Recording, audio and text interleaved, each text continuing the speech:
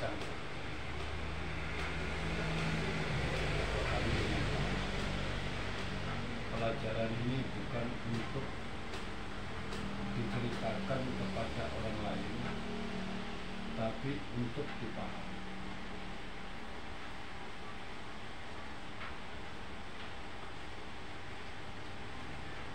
Perlu saya sampaikan satu hal. Kenapa manusia itu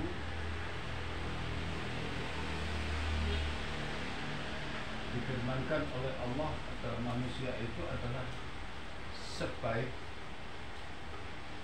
makhluk.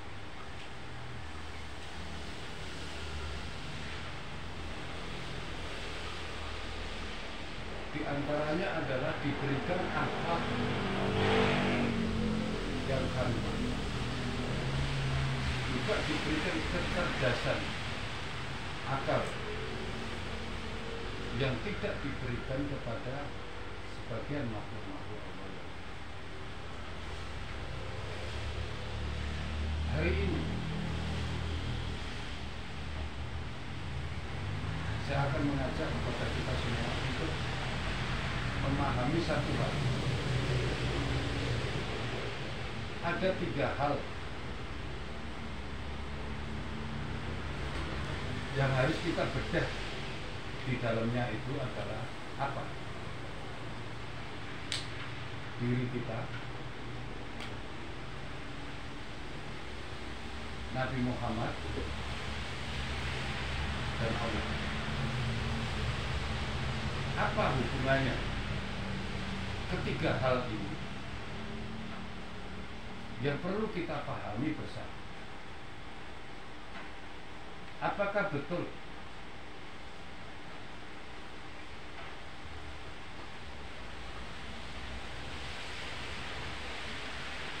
ada bagian, ada miliknya Allah, atau ada bagian dari Allah itu terdapat di dalam diri kita? Apa hubungannya dengan kita? Di mana tempatnya? Dan apa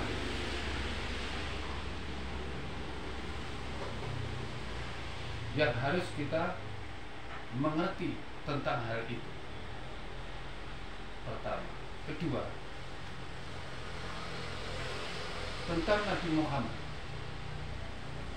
Apa yang ada tentang Nabi Muhammad itu yang ada pada diri kita, jasad kita? Terus yang satu lagi adalah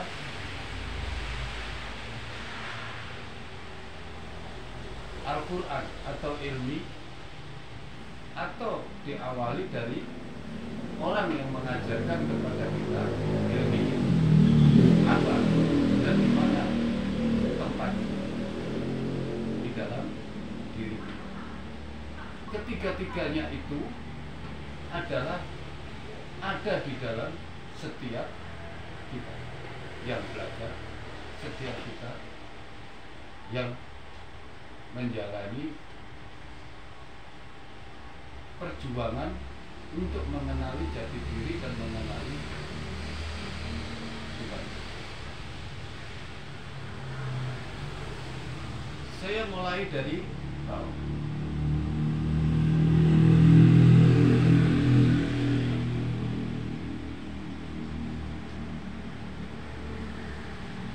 Suatu ketika Rasulullah SAW itu bersabda bahwa pada saat manusia itu menjelang atau waktu nazar, mau diambil ruhnya, mau dicabut, ada satu pertolongan.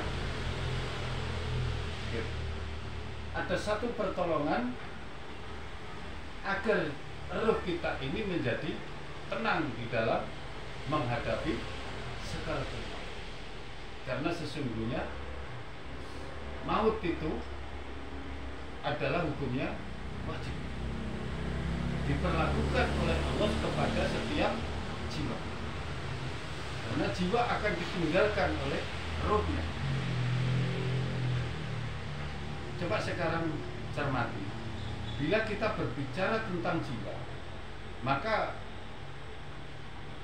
munculkanlah di dalam pemikiran kita itu bahwa jiwa itu adalah situasi keadaan, gitu, hasil daripada perbuatan yang dilakukan oleh setiap manusia, yang dialami oleh manusia, yang dirasakan oleh manusia. Jadi apa yang terjadi ini, yang dirasakan oleh manusia, yang dialami oleh manusia, yang dilakukan oleh manusia, itu adalah diwakili dari jiwa itu termaktub di dalam 3 komponen unsur diri. 1, hayat, 2, akal, 3, nafsu. Ketiga komponen ini adalah hasil daripada setiap perbuatan adalah melibatkan 3 komponen ini. Jadi kalau ada penyampaian tentang jiwa, maka mindset kita itu arahkan ke 3 komponen ini. Tidak termasuk roh kita, tidak termasuk ilmi kita. Tapi masukkanlah mindset kita itu adalah hanya apa? Dari 3 unsur itu. Kenapa? Kita kembali kepada firman Allah.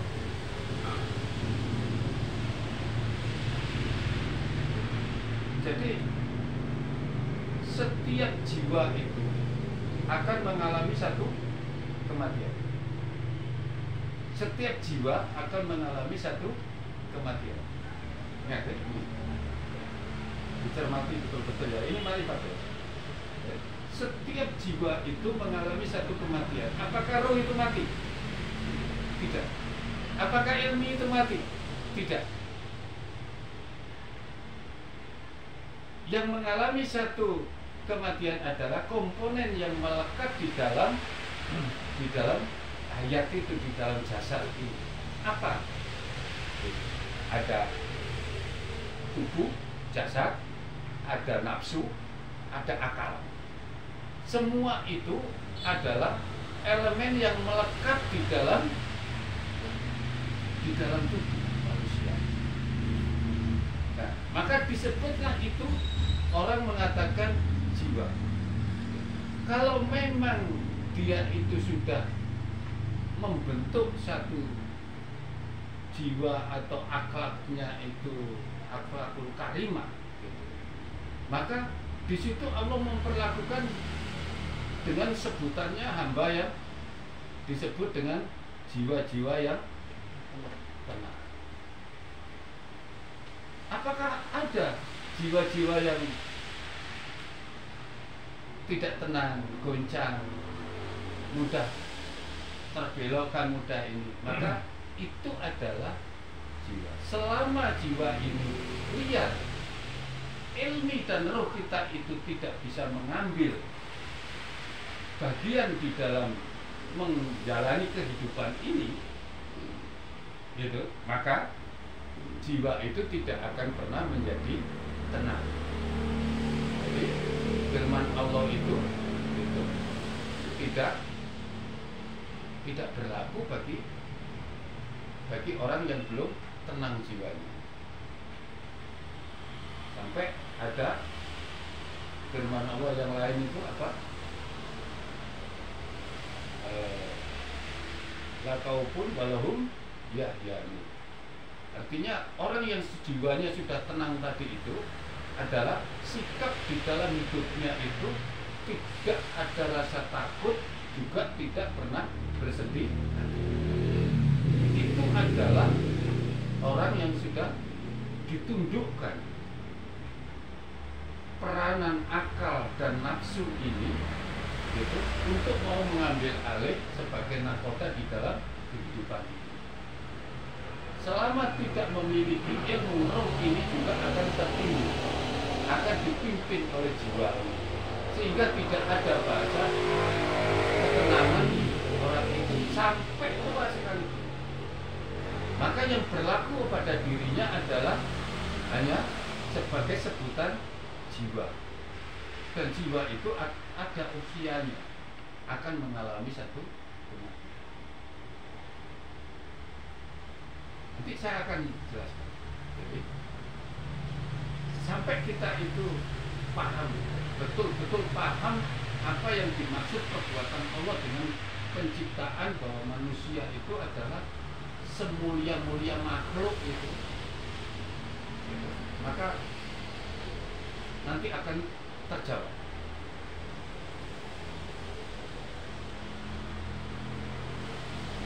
Jadi paham ya, ilmi itu adalah Al-Quran yang hidup di Lauhil Mahfuz, itu tidak akan tersentuh kematian. Roh itu bagian dari miliknya Allah yang Allah letakkan di dalam jasad, di dalam jiwa setiap manusia. Tubuh yang sudah ada elemennya di dalamnya itu terdapat sifat nafs dan sifat akal. Sudah ada di dalamnya itu satu paket. Itu disebut jiwa. Jadi kalau yang perlu dimengerti, kalau jiwa itu hanya sebatas itu dengan sifat serta perangainya. Semuanya itu bisa dilihat dari, kalau tubuh ya kesehatan atau apanya berarti dilihat dari tubuhnya. Tapi kalau akal dilihat, akal dan nafsunya dilihat dari tabiat keseharian.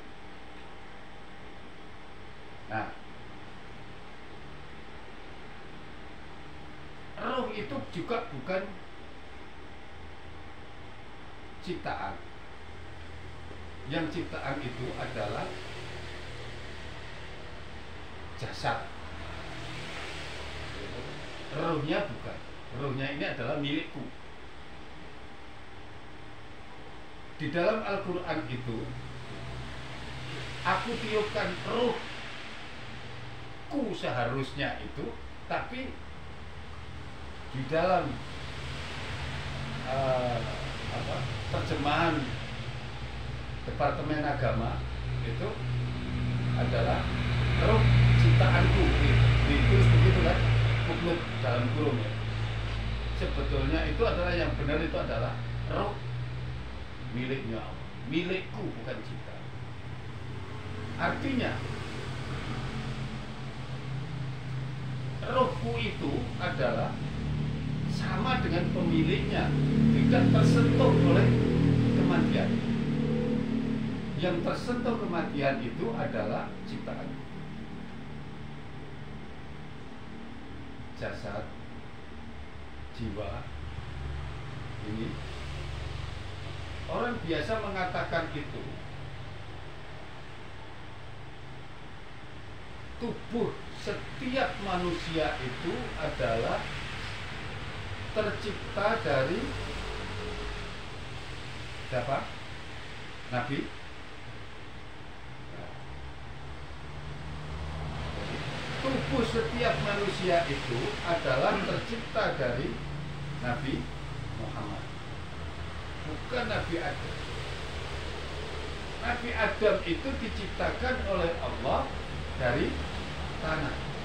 Sedangkan proses terjadinya penciptaan keturunan Adam ini adalah materinya dari Nabi Muhammad, termasuk Nabi Adamnya itu.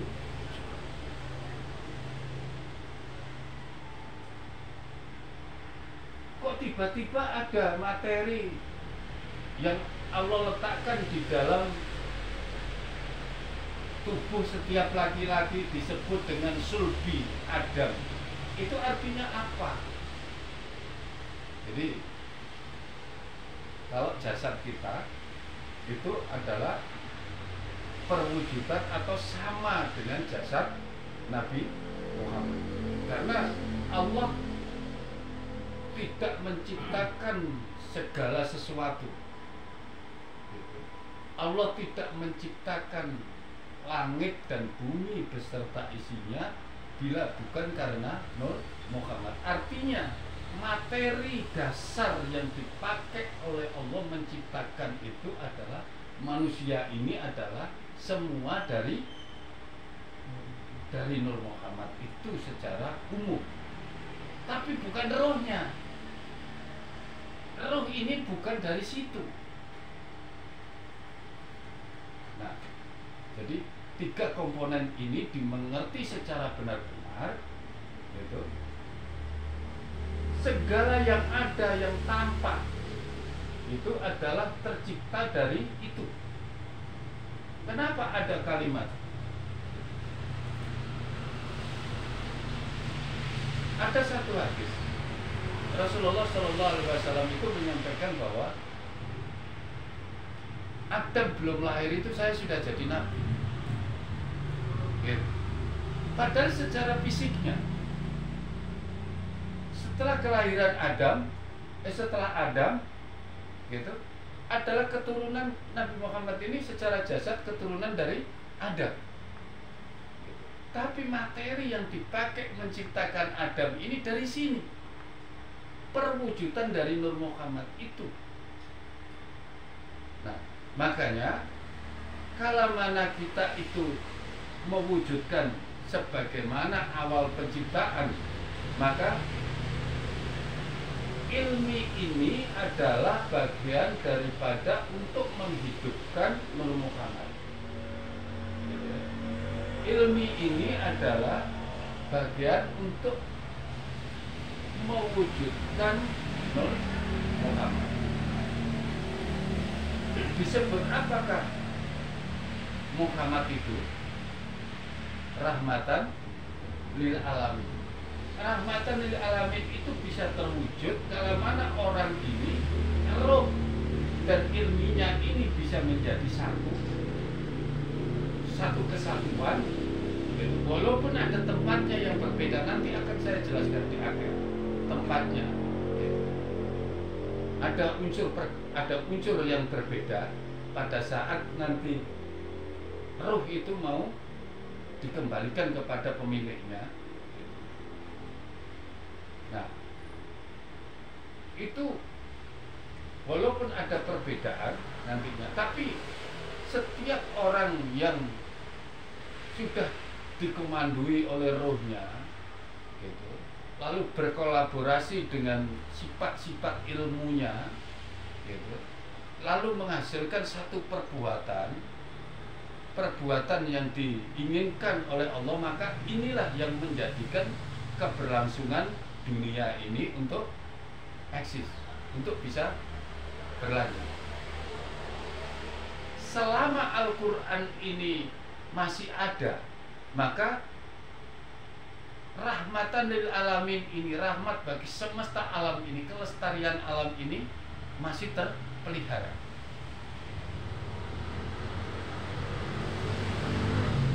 Jadi alam ini masih terpelihara. Pernah dengar satu kalimat, suatu ketika Al-Quran itu akan aku cabut dari muka bumi. Pernah? Artinya yang dicabut itu Al-Quran apakah mushaf itu? Pasti tidak. Al-Quran yang dimaksud oleh Allah adalah Ruhul Quran yang ada di dalam dadanya orang-orang yang diberi ilmi. Itu yang dicabut. Artinya Al-Quran ini akan berlaku hanya sebatas bacaan. Sudah tidak menjadikan nur, tidak menghasilkan ruh yang bersemayam di dalam dadanya orang-orang yang diberi, yang memiliki, yang mempelajari Al-Quran. Jadi sudah tidak ini. Maka pertama nanti itu Allah akan cabut itu adalah Al-Quran. Setelah Al-Quran dicabut, dunia ini sudah mulai tidak stabil. Ketidakstabilannya ini adalah dimulai dari nanti sudah dikembalikannya, ditariknya Nabiullah Isa alaihissalam. Setelah diturunkan, ditarik lagi, nanti ini ketidakstabilan itu nanti dimulai dari situ. Jadi bersama ditariknya Nabiullah Isa alaihissalam ini, Isa al-Masih ini, maka bersama itu Al-Quran akan dicabut oleh Allah. Ingat, karena top skornya nanti adalah pada saat Nabiullah Isa alaihissalam diutus turun ke bumi, maka seluruh manusia di muka bumi satu tiap. Itu diwujudkan, tapi dengan jarak beberapa tahun kemudian, hanya beberapa tahun kemudian, setelah Dajjal mati dan memimpin semesta alam ini, Nabi Isa alaihissalam ditarik, maka bersama itu Al-Quran ditarik.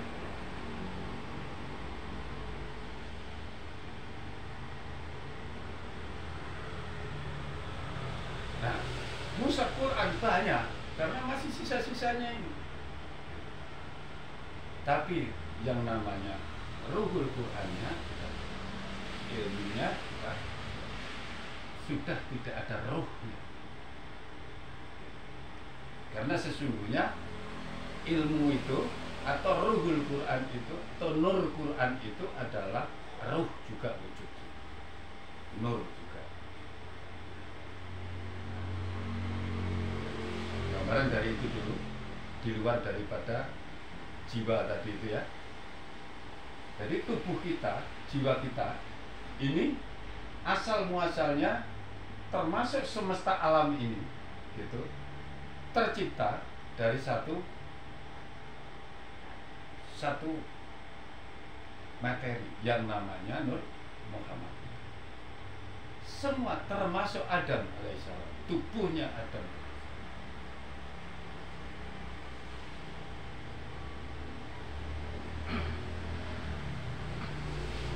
Jadi kalau kita ditanya jasadmu itu jasad apa, ya maka kita mesti mengerti. Walaupun tidak ada pertanyaan, kita itu mesti mengerti bahwa jasadku ini adalah jasad Muhammad. Mengerti kita harus menyadari kita bahwa kita itu adalah berasal dari satu kesatuan, dari sumber. Sekarang Nabi Adam diciptakan dari tanah. Sebelumnya tanah ini diciptakan dari apa? Bumi. Kan gitu. Jadi nggak salah kalau Nabi mengatakan Adam belum diciptakan, itu kakek buyutku Adam itu belum diciptakan, saya sudah jadi Nabi. Sudah nggak salah.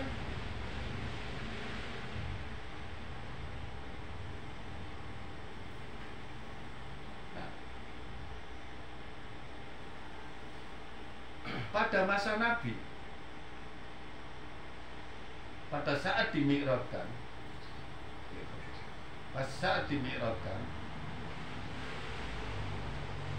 itu menyampaikan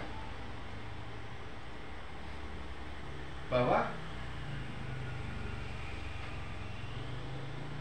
ada peristiwa-peristiwa yang akan datang. Itu disampaikan.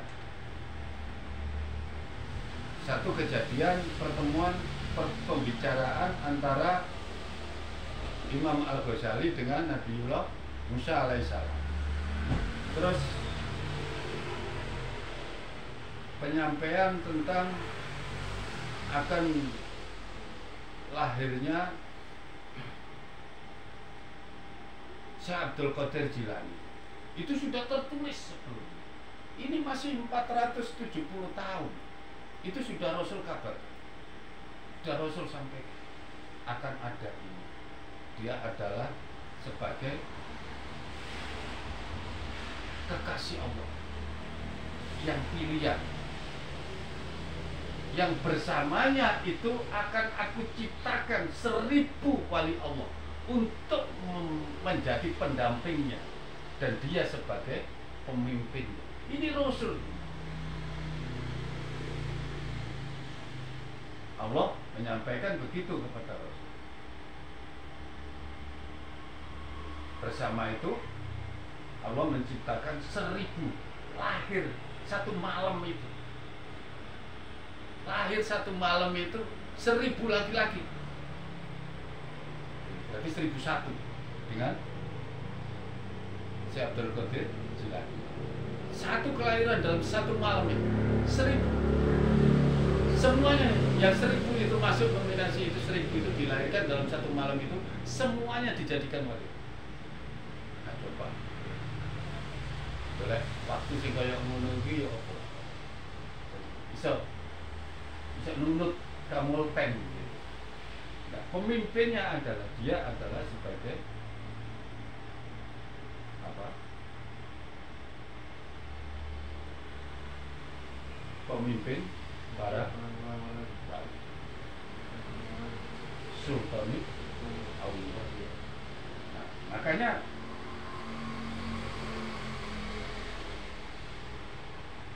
jauh-jauh hari sudah dikabarkan satu peristiwa yang besar-besar.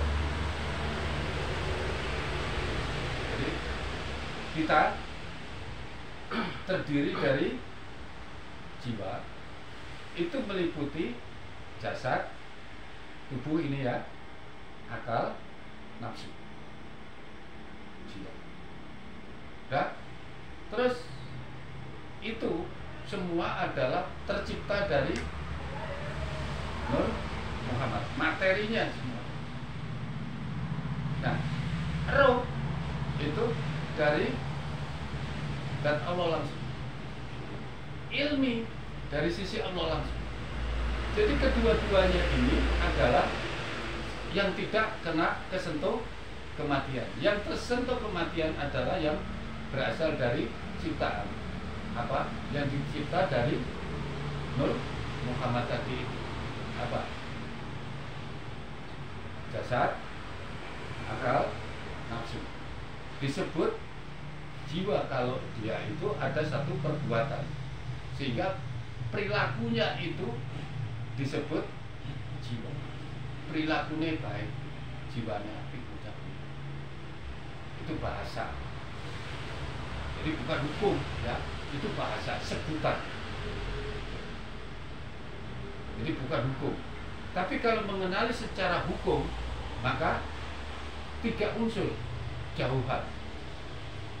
Yang 3 ini kembali, yang 2 juga kembali. Kembali pada Bapak.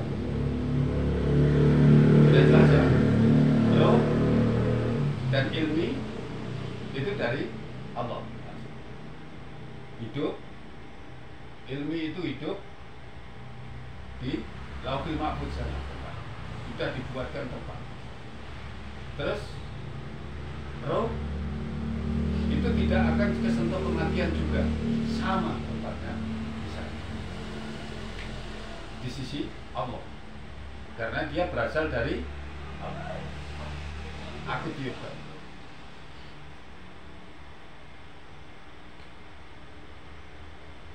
Ini secara garis besar saya bisa menjelaskan seperti itu. Nah, buatlah satu mindset dalam keseharian, dalam setiap kejadian, dalam setiap peristiwa itu kita sadari hal ini. Kita sadari hal ini bahwa di saya ini sesungguhnya itu secara materi gitu. Aslinya itu adalah apa? Memiliki, bersumber dari Allah langsung dan memiliki sifat-sifat Allah juga dari apa? Ilmi gitu. Nah, munculkan itu mindset itu dalam segala kesulitan, dalam segala perbuatan apapun, Karena munculnya sebuah kejadian yang kita kondisikan adalah muncul dari satu kesadaran. Loh, aku iki makhluk mulia.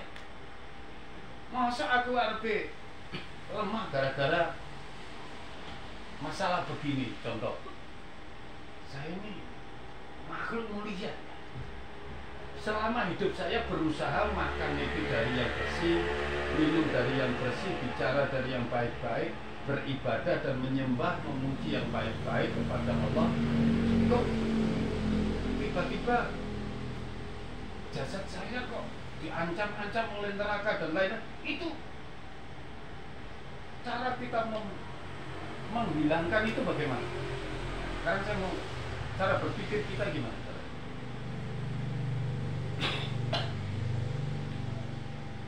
Orang yang belum memahami ini, betapa orang itu sedih dengan takut kematian, betapa orang itu khawatir dengan masuk neraka dan lain-lain dan lain-lain. Betapa orang itu beribadah dengan semangat karena mengharapkan surga dan lain-lain dan lain. Lalu kalau kita sudah memahami hal ini, apa yang harus muncul di dalam pemikiran kita, dalam bersikap, dalam bertindak, dalam berpikir? Apa? Jadi yang kita sadari adalah kita berangkat dari awal penciptaan kita ini. Aku ini ada, gitu, karena Allah yang ngadain. Aku ini ada karena Allah yang menginginkan aku ada. Terus Allah memberikan jalan. Saya ini mau dilewatkan mana, itu sudah urusannya Allah. Jadi tidak perlu kita khawatir dengan lapar, tidak perlu kita khawatir dengan tidak kebagian surga, dan kita tidak perlu khawatir takut dengan neraka, karena kita sudah memahami hidup ini cuma sebentar, dan kita itu adalah mau dijadikan apa, mau dilewatkan jalan mana oleh Allah. Jadi yang harus dikedepankan adalah itu. Oke, terus tujuannya Allah menciptakan kita ini yang pertama itu apa?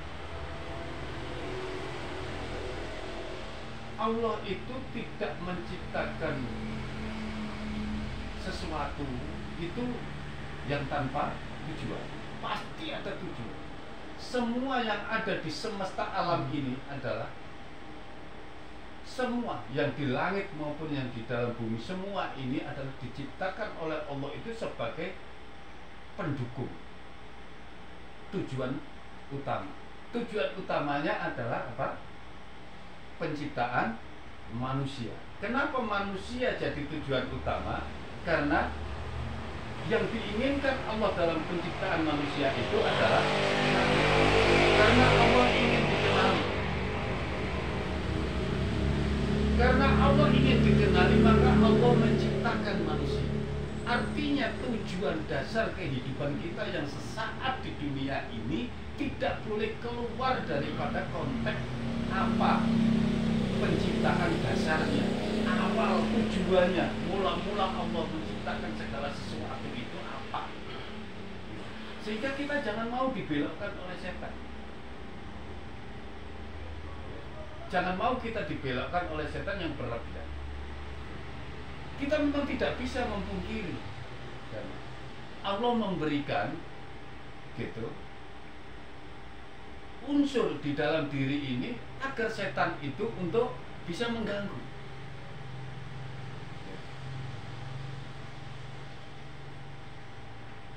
Allah memberikan akal kepada kita agar setan juga bisa membisikkan, malaikat bisa mengilhamkan, gitu. Tapi kita juga harus tahu, gitu, tujuan dasar kita itu adalah tercapai dan tidak tercapainya adalah karena sikap kita, mau nggak kita itu menuju apa tujuan dasar penciptaan manusia itu oleh Allah. Jadi seandainya kita itu senang, apakah Allah tidak tahu? Kita itu makan, apakah Allah nggak tahu?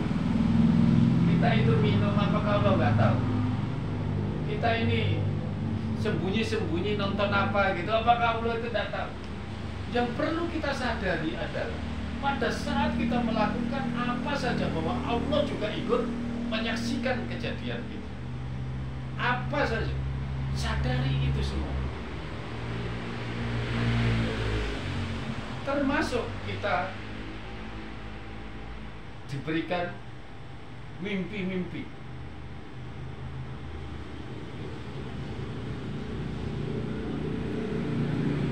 Ada mimpi itu yang untuk menakut-nakuti, tapi ada mimpi yang memang datang dari Allah. Ada sama halnya dengan pohon apa yang ada di neraka itu, Yakum. Itu juga untuk menakut-nakuti manusia. Lalu orang yang menuntut ilmu apakah takut? Takut nggak? Tadi yang saya katakan tadi. Harus nggak kita takut? Memang kita diperintah takutlah engkau kepada Allah. Takut itu bukan takut dengan itu.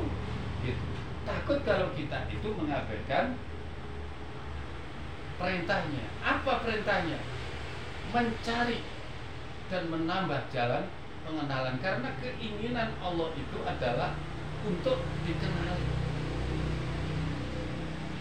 Aku, melalui aku manusia yang bisa mengenali.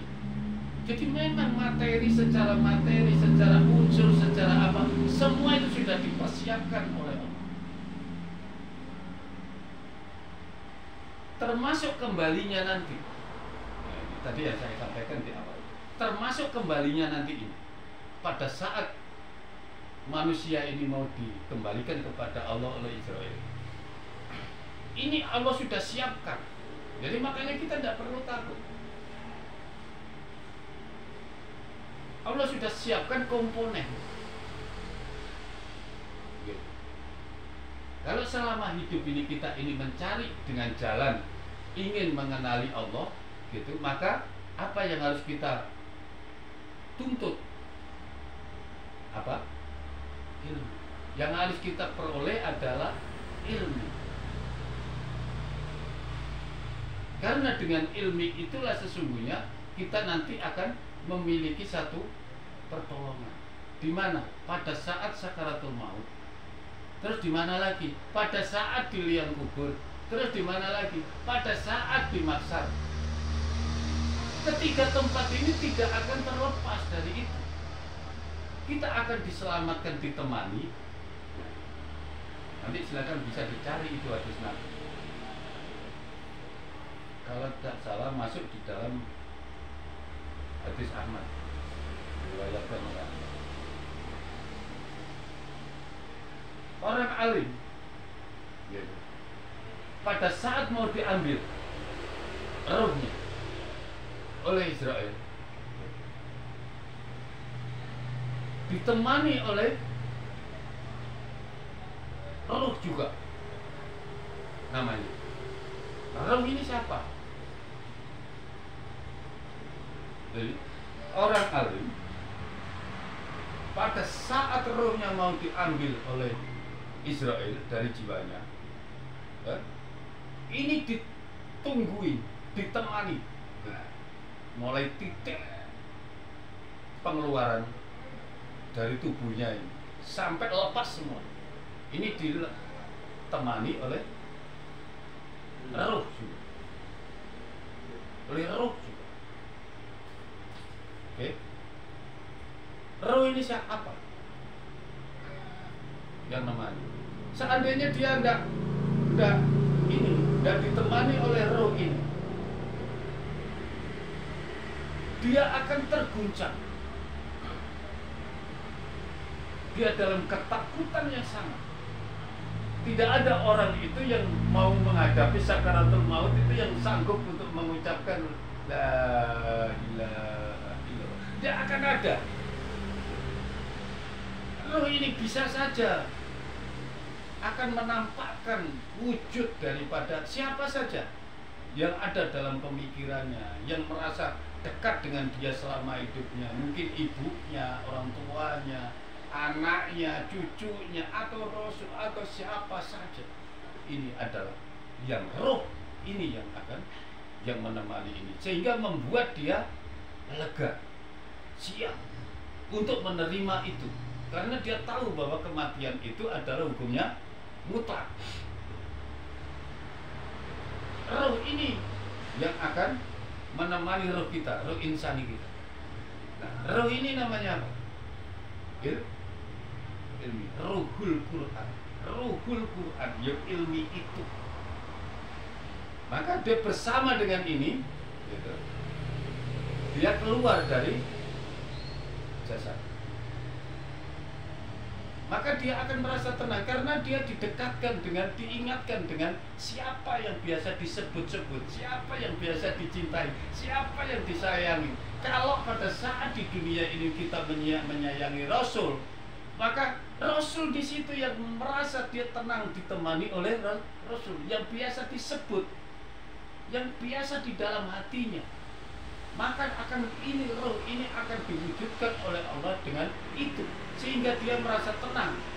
Seandainya dia gurunya, seandainya dia orang tuanya, seandainya dia anaknya, seandainya dia cucunya atau istrinya, orang tuanya, ibunya, yang paling dekat, itu berarti yang biasa disebut-sebut, sering disebut itu adalah menunjukkan suatu kedekatan dengan dia. Maka akan diwujudkan itu, roh ini akan wujud dalam itu, dalam pandangannya, mungkin sampai terucap oleh orang ini. Ya, cilaka lagi, dia merasa tenang karena dia maksiat. Maka orang-orang yang maksiat tetap akan hadir dalam ucapannya.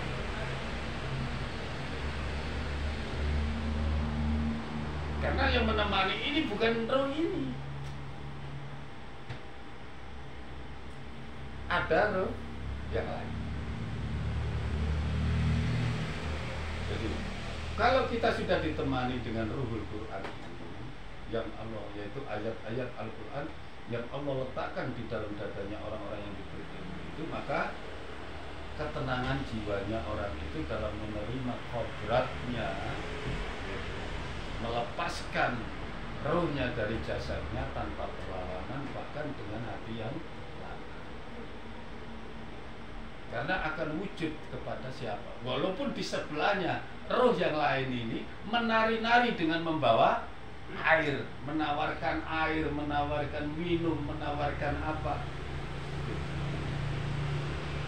dia tidak, dia sudah tenang karena bersama dengan yang disayangi. Kenapa Nabi itu mengatakan, tidaklah engkau bersama dengan seseorang melainkan nanti engkau akan bersama dengan dia. Kalau di hidupnya itu, di dunia ini, dia sangat menyayangi kepada manusia, yang mana manusia itu, maka dia akan bersama dengan itu. Kok menyayangi Rasul? Wujudnya menyayangi Rasul itu apa? Oh, saya banyak berselawat dan saya mengamalkan sunnah-sunnahnya, dan saya selalu mengingat seandainya saya itu tidak dilahirkan pada masanya umatnya Nabi Muhammad, maka saya akan terjadi apa, dan lain-lain dan lain-lain dan lain. Maka di situ akan muncul sebutan itu. Maka Rasul mengatakan, sungguh engkau nanti akan bersama kepada orang yang kamu sayang. Bentuk daripada kecintaan sayang adalah apa? Sering disebut. Makanya hati-hati dalam menyebut. Hati-hati dalam kita ketemu teman, gitu ya, Kita ketemu teman hati-hati. Yang kita ceritakan apa? Makanya kita diawali salam. Kita disuruh mencintai ucapan salam ini karena itu adalah ucapan surga. Nanti di surga kita ucapannya itu salam, salam, salam. Kita sudah tidak membutuhkan apa-apa kepada yang makhluk yang lain. Kita tidak dibutuhkan, kita tidak disuruh ibadah lagi. Kita sudah dilayani oleh segala kebutuhan kita. Sudah butuh apa? Seumpama rawon, ting, ono rawon nggak bisa umpama. Tapi di sana nanti kebanyakan gula. Jadi hati-hati ya. Dan itu sudah pernah dibuktikan pada masa siapa? Nabi Musa alaihissalam.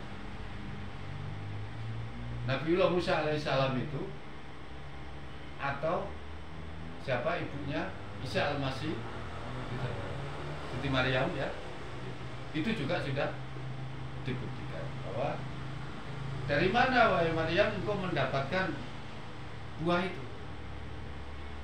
Dari Tuhan, dari surga. Pamannya ya Nabi Imran ya, Zakaria. Nah, itu Imran bapaknya ya. Dari mana? Tidak ada makanan begini di situ, itu tidak ada. Gitu. Di negeri itu tidak ada makanan begini. Ini dari mana? Di itu begini, di kamar ini ya. Gitu. Jadi sekarang kita boleh bayangkan nantinya itu makanan di sana itu ya nanti seperti itu. Jadi jangan seperti umatnya Nabiullah Musa alaihissalam. Dia tidak suka dikasih makanan surga. Dia kadang-kadang itu minta ketimun, minta bawang, minta ini yang lain. Kalau begitu kamu pergi dari sini. Disuruh pergi dia hajar sama petir sama gunung. Nabi Musa protes. Gitu. Nabi Musa protes. Gimana protesnya? Ya Allah, kalau semua dimatikan ini terus nanti siapa yang mau mengikuti pelajaran saya? Akhirnya malaikat diperintahkan untuk menghidupkan kau semua. Itu berarti nanti siapa yang mau mengikuti saya? Karena itu kan orang-orang itu yang ada di yang ada di zamannya Fir'aun itu yang mau dibawa ke. Akhirnya dia disuruh hidup, ya sudah, tidak suka. Tapi kalau kamu mengingkari nanti akan saya timpakan satu adab yang saya tidak turunkan kepada umat-umat sebelum kami. Ya perjanjian ini akhirnya dihidupkan. Tapi Nabi Musa masih ngerti. Bah, umat ono sing dadi apa sing di adab dadi apa wis gak pernah protes karo Gusti Allah. Jadi sak durunge wis dikandani. Ya sama. Pada saat Nabi Isa alaihissalam meminta satu hidangan, juga kan begitu, akan diberikan oleh Allah. Tapi ingat, setelah diberikan ini lalu engkau membuat satu pengingkaran, maka akan aku turunkan adab yang belum pernah saya turunkan. Ya, jadi terus kita pengingkaran begini banyak yang kita alami, gitu. Nah coba bangun tidur ini kita itu belum terradiasi oleh pikiran-pikiran dunia. Terus kamu duduk sejenak ini bangun tidur ini, jangan sampai bangun tidur karena di bel ada orang pesan mobil ya, kira orang lagi. Tapi enggak. Begitu bangun tidur, tenang sejenak, jangan nyalakan HP dulu. Lalu apa yang bisa dipikirkan gitu. Ya, dalam 1 detik itu ya, 10 minimal itu 10. Ya, dalam 1 detik itu minimal 1 untuk mencari gitu apa yang bisa disyukuri. Jadi kalau bangun tidur itu pasti ingat semua ini, seharusnya biasakan bangun tidur itu ingat kebaikan Allah semua itu. Bahkan saya pernah membaca atau mendengar waktu itu, bangun tidur itu dia harus bersyukur itu minimal itu 33. Ya, kelasnya saya aja itu berat. Itu cerita cara Imam Ghazali. Waduh. Ya kalau kita 10 ya cepat aja, 10 detik ya bisa lah 10. Sampai 30 ya. Ya kalau 30 detik ya saya bisa. Mungkin 50 ya bisa saya. Tapi ya jangan sampai kita itu cuma dapat 5, 6. Ya repot. Padahal begitu bangun tidur itu semua ini belum terradiasi, maka buatlah dengan tujuan awal penciptaan tadi itu dengan segala kemudahan yang Allah berikan, terus Allah tempatkan lahirkan kita di sebagai masa umatnya Nabi Muhammad Rasulullah SAW yang dengan penuh kemurahan dan kebijaksanaan serta toleransi itu gitu. Karena tidak ada kesalahan yang dilakukan oleh umat-umat terdahulu itu sebagaimana dilakukan oleh umat ini sudah jadi semua.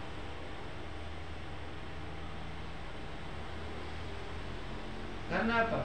Karena mereka ini dijadikan satu percontohan yang terdahulu itu dijadikan percontohan. Ini loh, orang sing pernah salah ini itu, kok ngakali doa, Gusti Allah diakali, aturan Gusti Allah diakali. Ini dino setik aja nangkep iwak. Senajan iwak ini munggah-munggah diri. Aku ini seweret tangan ini karo Nabi Khidir. Tapi jika iwak itu diseret gini ya, ini dalam petunjuk itu karo Nabi Khidir. Ojo, cek cukup iwak ini udah munggah-munggah di darat gini, pinggir-pinggir pantai ini. Apa gitu ya pemaji gitu, seweret karo Nabi Khidir. Nabi Khidir ini mau cilik kayak bocah umur 6 tahun, 7 tahun ngelet aku. Ojo itu mantai aku tak dulu gede, saya kecil tapi kuat gitu. Gitu kan ini kayak dicengkeram manu gitu. Kayak dicengkeram apa? Apa itu? Tekek atau cecek gitu. Tangani ngene iki ora enek gerjel-gerjeli kayak awak dhewe iki. Terus pada saat saya dipegang sama Khidir waktu besar itu juga tangannya juga sama, orangnya besar, ya sama besarnya, besar, sama. Terus dibawa ke tengah laut itu juga begitu, jadi seperti kita dilem begitu loh. Jadi kita tangan kita nempel dipegang, tapi ini kayak dilem begitu loh, kayak nggak ada tulang-tulangnya, seperti itu. Kalau nanti ketemu orang kok ciri-cirinya seperti itu, tangannya kok lembut terus kayak banyak tulang-tulangnya gitu. Ah itu berarti itu. Tapi ya gak gampang bisa kan. Tegese gak gampang itu ya sering lah tawasul. Nah itu. Terus jadi akan ditemani oleh satu ruh. Yang ruh itu akan menenangkan kita, menolong kita dalam keluar dalam sakaratul maut. Ya sangat apa? Sangat dramatis. Wah, dramatis itu. Kacau balau. Jadi seandainya panasnya orang yang sakaratul maut ini ditimpakan satu gunung, maka tidak ada satu pohon pun yang bisa sanggup. Saking panasnya ini ditarik keluarnya. Maka roh satunya ini yang membuat dia menjadi kuat, tenang, tentram menghadapi itu. Roh yang satunya termasuk nanti di Setelah dilepaskan, diserahkan sama Allah, gitu, menghadap sama Allah.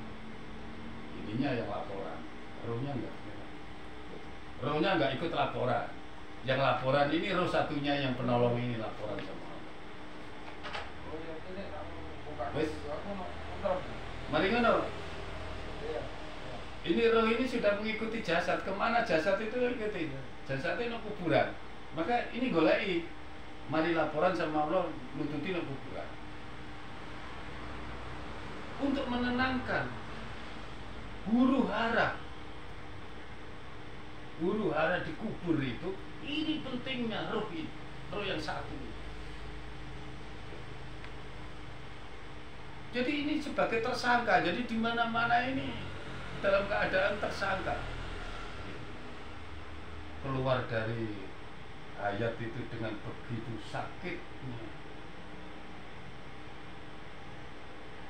Terus sudah di alam kubur dikejar-kejar oleh malaikat, ditanya-tanya oleh malaikat. Pertama mungkar nakir teko. Tapi orang yang sudah punya teman ini, temannya ini dengan tenangnya. Kalau perlu aku sih jawab kabeh. Temannya ini yang akan menjadi kacau. Nah, termasuk didatangi api. Kalau punya amalan sholat ya, maka sholatnya esok habis pertama. Datang api kedua. Datang api kedua itu zakat. Nurnya zakat itu pernah zakat gak gitu? Maka itu yang menapis.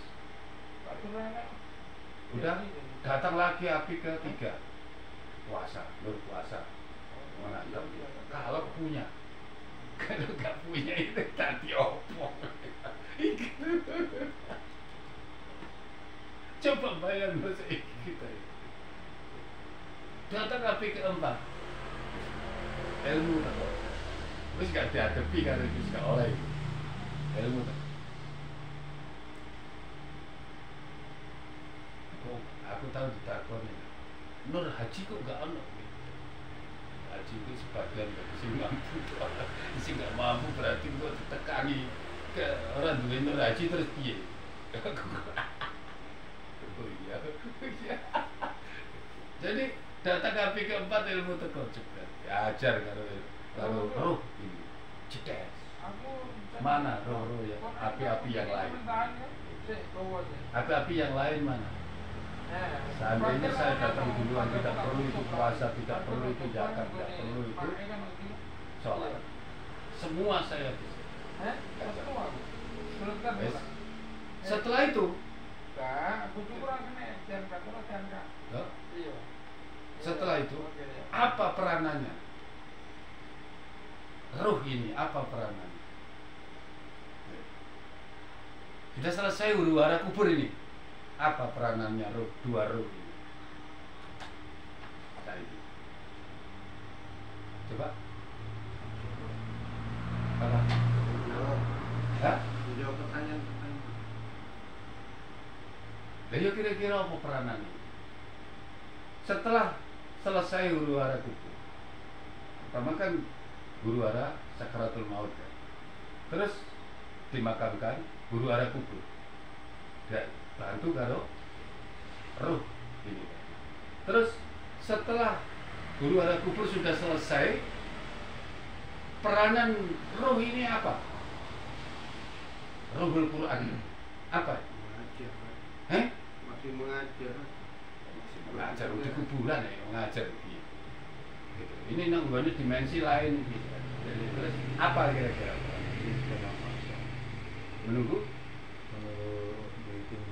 Menunggu ditimbang. Jadi begini.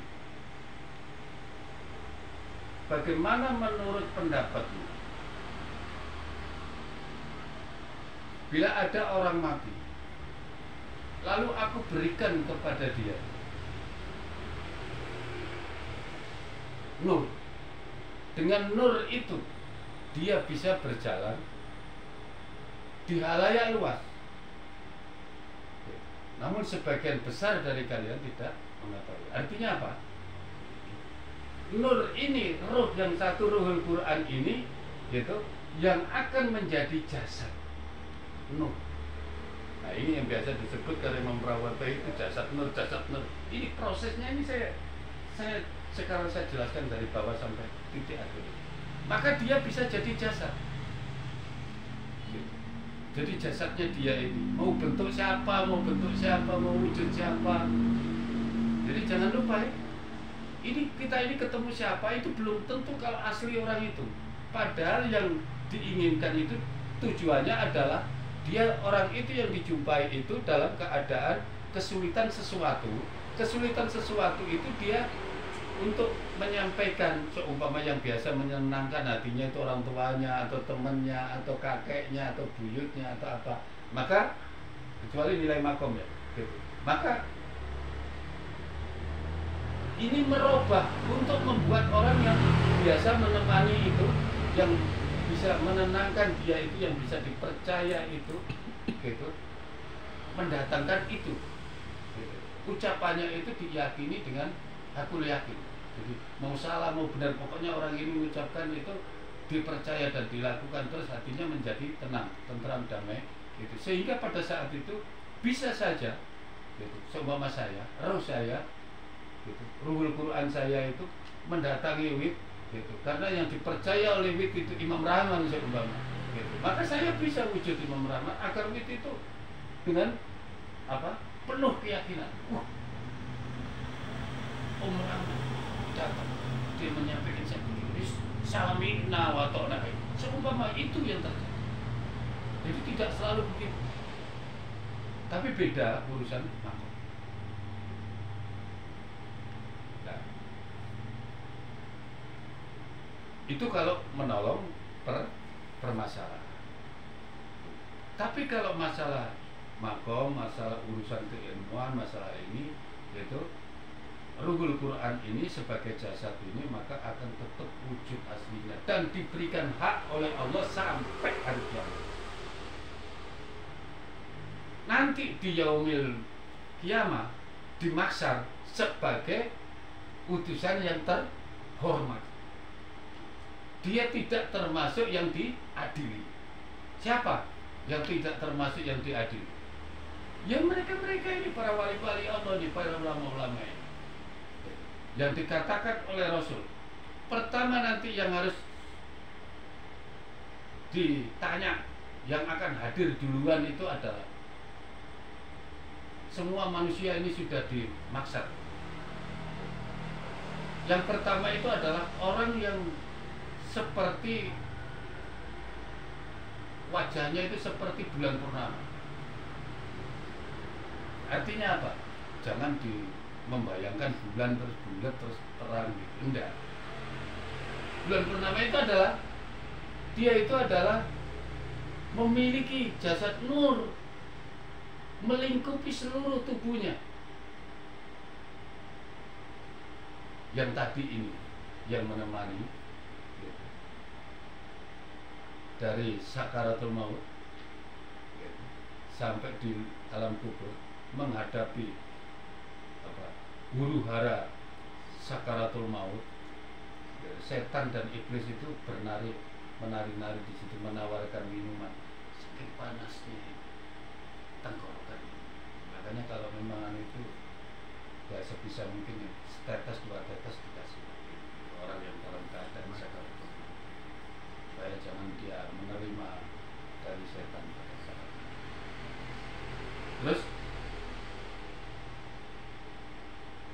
selama selesai urusan menghadapi huru hara kubur, adalah dia sebagai orang yang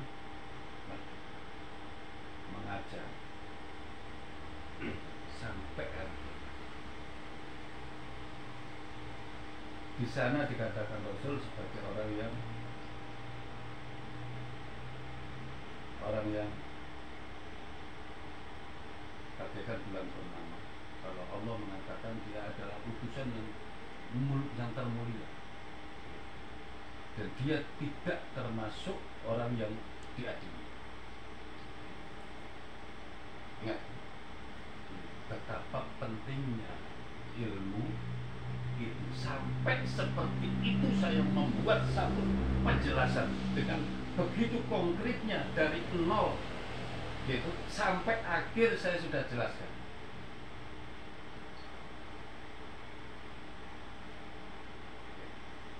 Sudah tidak ada kalimat yang lebih mudah untuk dimengerti yang sudah saya buka ini, dan akan carilah kepada orang dimanapun sekarang kalau ada yang bisa menjelaskan konkret seperti itu dari nol, asal muasal, belum ada apa-apa, baru ada Allah saja, sampai adanya roh, adanya ilmi, dan kapan adanya ketemu jasad, ketemu ini dalam kehidupan gitu. Sampai ayat-ayat itu jadi pada diri. Terus kalau sudah jadi pada diri selama hidup ini gunanya untuk apa, itu sudah kalian sudah tahu semua.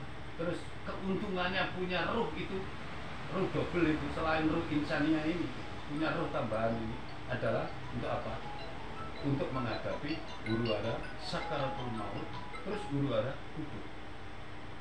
Jadi kalau orang yang sudah menuntut ilmu sebagaimana kita sudah tahu penjelasan seperti ini, terus untuk apa takut neraka? Untuk apa mengharap surga? Sudah tidak penting. Jangan kita beribadah karena mengharap surga. Jangan kita mengerjakan sesuatu karena menghindari neraka. Jangan. Mau dijadikan apa oleh Allah? Kalau Allah perintahkan, kamu masuk neraka, larilah. Karena perintah Allah, bukan karena apa. Seandainya kita melakukan sesuatu di dunia saat ini, kita tahan mata begini, capek-capek seperti ini.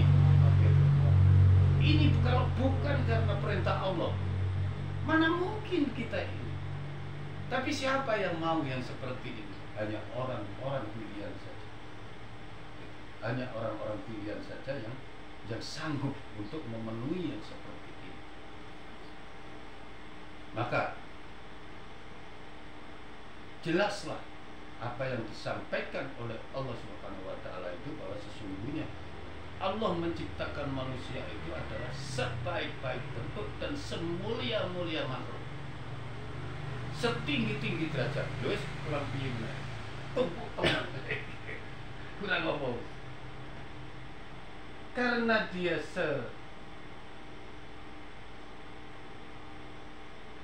mulia-mulia makhluk, jangan merendahkan.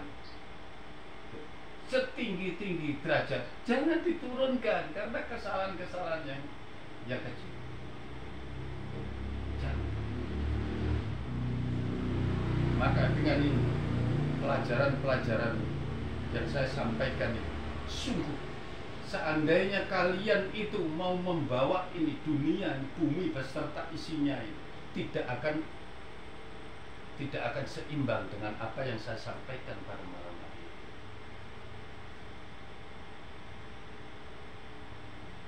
Masih tidak ada rasa syukur yang bisa kita panjatkan kepada Allah di waktu pagi kita dipertemukan dengan iman.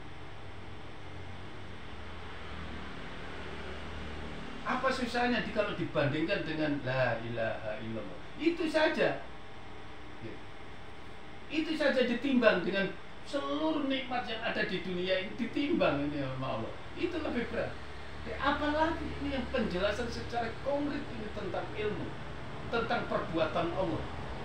Ini adalah saya mengajarkan semua ini dengan harapan agar bisa menambah apa? Menambah perbendaharaan untuk bisa disyukuri. Itu yang kita ingin. Ada perbendaharaan yang bisa kita syukuri agar Allah itu tampak.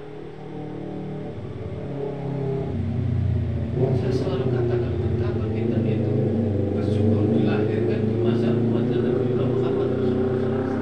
Saya selalu katakan itu dan selalu saya ulang-ulang. Tapi saya tidak pernah menyampaikan kalian ini bersyukur ini dipertemukan Allah dengan saya. Saya itu bukan memiliki jaminan sebagaimana Nabi. Saya pun butuh sama Nabi. cukuplah merasa bersyukur dengan syukur. Jadi saya tidak akan mengambil haknya Nabi Muhammad Rasulullah SAW itu dengan biarlah saya punya urusan nanti, Allah dan Rasulnya nanti yang akan memberikan urusan dengan saya.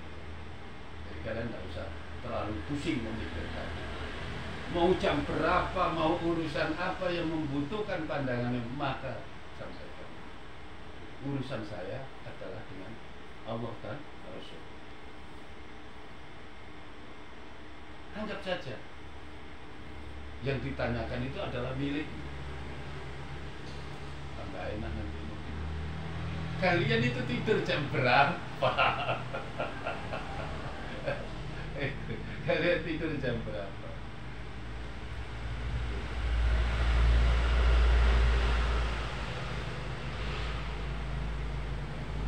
Cobalah mencintai, sering-sering nyebut Nabi Muhammad. Ya syukur-syukur kalau dalam satu malam itu pernah mengalami nyebut 1000 selalu. Sampai ada satu ulama itu yang kasar. Ulama itu kasar. Syukur tidak keluar dari Nabi. Karena kalau Nabi yang menyampaikan ini perlu dipertanyakan karena urusannya dengan Nabi. Jadi ulama ini sedang kasar bahwa seandainya kita itu berselawat kepada Nabi 1 kali, Allah itu akan memberikan 10 kebaikan. Ini kasarnya dari seorang wali Allah, kekasih Allah. Dijadikan ini sebuah ajaran. Tapi ini bukan hukum. Bagi mengerti bukan hukum. Bila kita berselawat atas Nabi itu 1 kali, maka Allah akan memberikan 10 kebaikan. Bila Allah itu memberikan, bila kita itu berselawat atas Nabi 10 kali, maka Allah akan memberikan 100 kebaikan. Bila kita itu berselawat atas Nabi 100 kali, maka Allah akan memberikan 1000 kebaikan. Tapi bagi kita itu berselawat kepada Nabi 1000 kali, maka haram hukumnya jasadmu disentuh neraka. Ini orang yang kasar. Untung bukan Nabi yang mengatakan. Ini kalau Nabi yang mengatakan, ini timbul satu perdebatan. Jadi sama dengan Nabi itu adalah apa? Penanggung secara umum atau bahkan disebut Tuhan. Sehebatnya seluruh para nabi kan masih hebat dia di hadapan Allah. Sini. Mudah-mudahan kita bila kita itu mengalami satu keadaan yang sifatnya itu mentok, itu maka jangan dipaksakan untuk dipikir, manteng terus, sudah selawat, berdoa kepada Allah, kembalikan kepada Allah. Kita tahu perjalanan hidupnya, semua ini kita sudah tahu, tadi sudah saya sampaikan. Jadi setelah ibarat burung itu dilepaskan lagi, burungannya ini akan rusak, dikembalikan di awal kita balik. Untung siapa sih begitu? Inilah yang akan kita jadikan teman dalam keadaan susah nanti. Insya Allah semua yang saya sampaikan ini adalah nyata adanya, benar adanya, dan semuanya sumber dari Allah. Karena sesungguhnya tidak ada satu kebenaran yang mutlak bagi makhluk. Kebenaran itu adalah itu hanya di sisi Allah Subhanahu wa Ta'ala. Usaha kita itu, keberhasilan kita itu tergantung pada usaha kita. Apapun yang kita usahakan, maka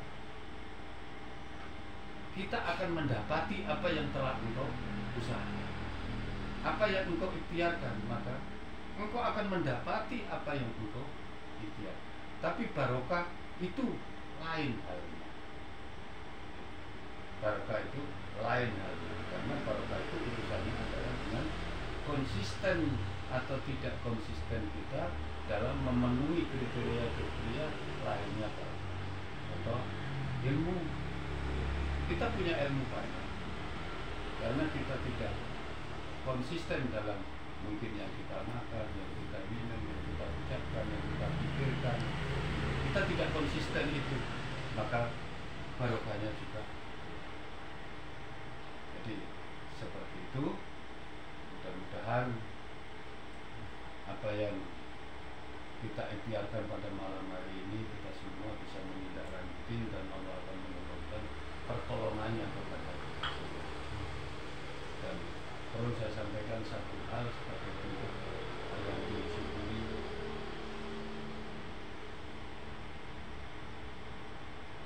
mari kita tetap berpegang teguh kepada tujuan dasar adanya kita hidup ini. Ada yang menghidupkan itu memiliki harapan, dan harapannya itu adalah pengenalan. Semoga kita itu diridhoi oleh Allah sampai pada tingkat pengenalan yang sesungguhnya, yaitu ma'rifatullah yang sesungguhnya benar-benar. Mohon maaf bila ada keterlambatan dalam saya membawakan majelis, sesungguhnya 1 jam itu cukup, namun dengan materi ini ilustrasinya harus ditambah sehingga akan